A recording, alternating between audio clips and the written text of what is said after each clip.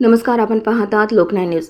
चंद्रपूर जिल्ह्यातील सिंदेवाही लोणवाई नगरपंचायतीत जागतिक विधवा दिनानिमित्त एक महिला दिन उत्साहपूर्ण वातावरणात साजरा करण्यात आला.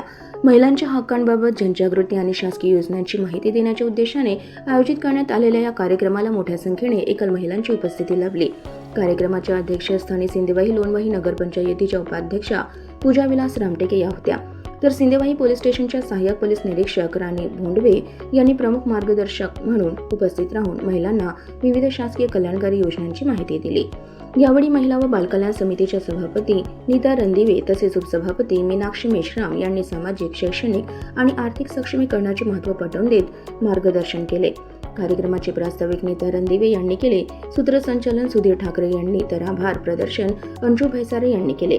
यावेळी सहाय्यक पोलीस निरीक्षक राणी भोंडवे यांनी महिला हक्क कायदे, न्यायव्यवस्था आणि शासनाच्या विविध योजनांविषयी सविस्तर माहिती देत महिलांनी आत्मविश्वासाने पुढे येऊन शासकीय योजनांचा लाभ घ्यावा असे आवाहन केले. तसेच उपाध्यक्षा पूजा रामटेके आणि उपसभापती मीनाक्षी मेश्राम यांनी उपस्थित महिलांना सामाजिक, शैक्षणिक आणि आर्थिक सक्षमीकरणाबाबत मार्गदर्शन केले.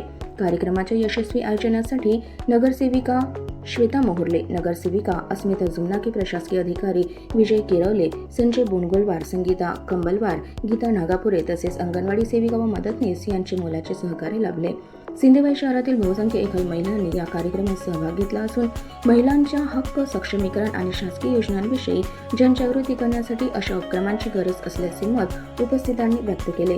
महिलांच्या सक्षमीकरणासाठी आणि त्यांना समाजाच्या मुख्य प्रवाहात आणण्यासाठी सिंदेवाही लोणवाई नगरपंचायतीचा हा उपक्रम महत्त्वपूर्ण ठरत आहे.